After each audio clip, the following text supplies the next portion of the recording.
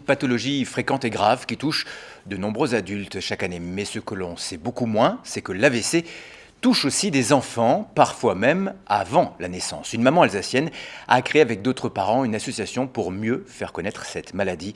C'est le dossier de ce journal, Grégory Fraise, Eric Kleinhofer. Comme tous les jours, Véronique Friss cherche son fils chez la nounou. Jean-Noé était à l'école ce matin, il a 5 ans et quelques difficultés de motricité, victime d'un accident vasculaire cérébral avant même d'avoir poussé son premier cri. Jean-Noé a fait un AVC dans mon ventre durant ma grossesse et aujourd'hui il a une hémiplégie droite. Donc il n'utilise surtout pas son bras droit parce qu'au niveau de la jambe il y a moins d'atteinte, mais son bras droit il ne l'utilise pas. La vie de Jean-Noé est depuis toujours ponctuée par des séances de rééducation et des rendez-vous chez différents spécialistes.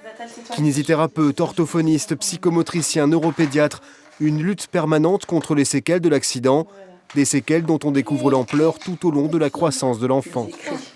Les médecins eux-mêmes ne peuvent pas nous dire il marchera pas, ou il y aura telle ou telle difficulté. On les découvre au fur et à mesure.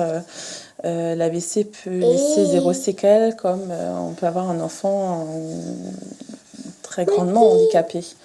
Jean-Noé a été victime d'un AVC hémorragique, la rupture d'un vaisseau sanguin.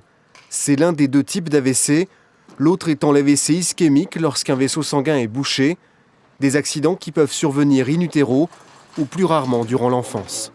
C'est tellement moins fréquent que chez l'adulte que parfois on a l'impression que ça n'existe pas.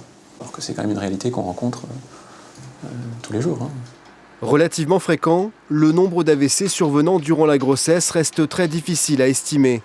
Celui qui concerne les enfants de moins de 18 ans touche quant à lui entre 6 et 30 jeunes Alsaciens chaque année. Méconnue, la pathologie ne fait pas l'objet des mêmes dispositifs de prise en charge et des mêmes protocoles de soins que pour les adultes. Pourtant, lorsque les symptômes apparaissent, le degré d'urgence est le même. L'AVC le plus typique, c'est un enfant qui va être paralysé de la moitié du corps, donc à gauche ou à droite, qui va avoir un bras ballant, éventuellement une paralysie de la moitié du visage, ne plus pouvoir parler tout d'un coup. Et donc il faut prévenir le plus vite possible. On a quelques heures, éventuellement, notamment chez l'adolescent, pour réagir à un AVC si on en voit les symptômes. En attendant la création de filières de prise en charge spécialisées sur tout le territoire, les familles s'organisent. Avec d'autres parents, Véronique Friss a créé une association. Présente sur les réseaux sociaux et sur Internet, elle crée le lien et centralise l'information. On a vraiment besoin de pouvoir savoir où l'on va, de pouvoir avoir d'autres témoignages, de trouver des parents qui nous disent « Ah oui, mais nous aussi on est passé par là, tu verras, ça ira » ou « Effectivement, tiens, peut-être que tu devais voir avec le médecin. » Conjuguée avec la création récente d'un centre national de référence, cette action contribue à sortir l'AVC pédiatrique de l'anonymat. Il n'y aura pas moins de cas à l'avenir, mais sans doute des parents moins esseulés et des enfants encore mieux pris en charge. D'accord.